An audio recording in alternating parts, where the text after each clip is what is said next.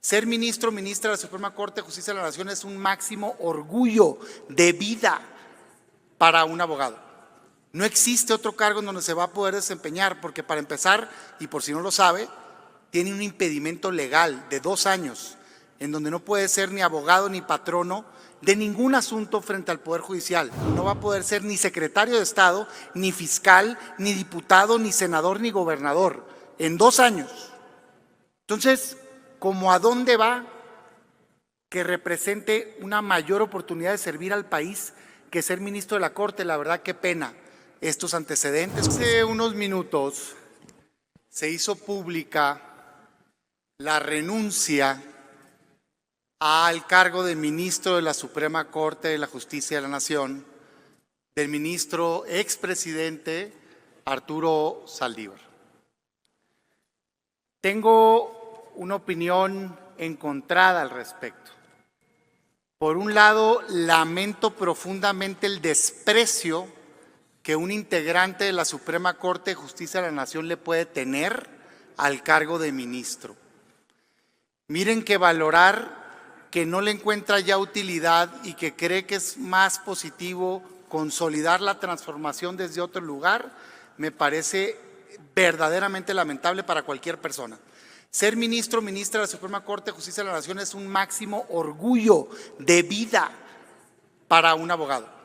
No existe otro cargo en donde se va a poder desempeñar, porque para empezar, y por si no lo sabe, tiene un impedimento legal de 2 años, en donde no puede ser ni abogado ni patrono de ningún asunto frente al Poder Judicial.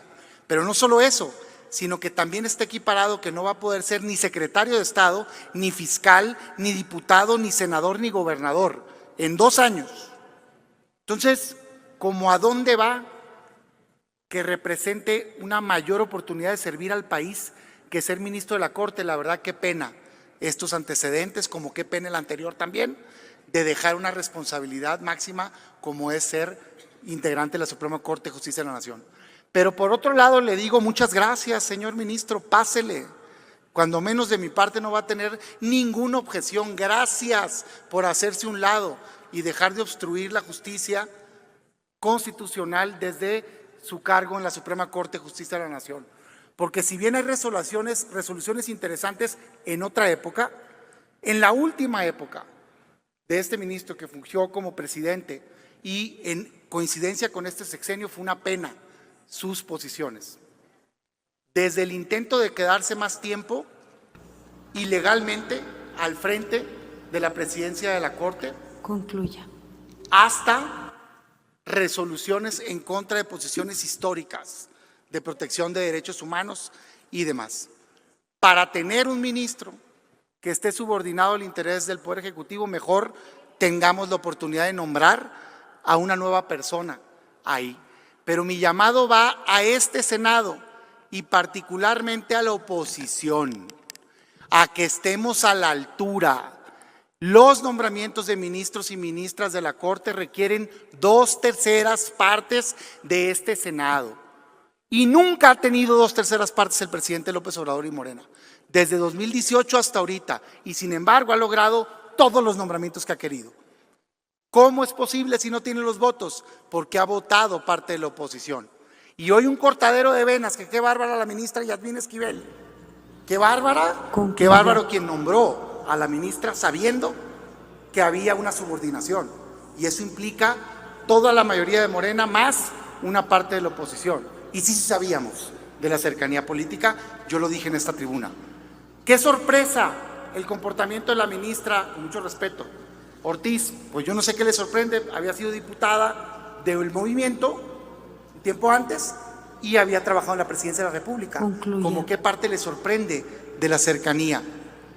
Los cargos de ministro y de ministras de la Corte son para ser independientes, son para ser autónomos. No debe de estar ahí un opositor, no hay que confundir, no son oposición la Corte. Están ahí para ser independientes, están ahí para ser autónomos.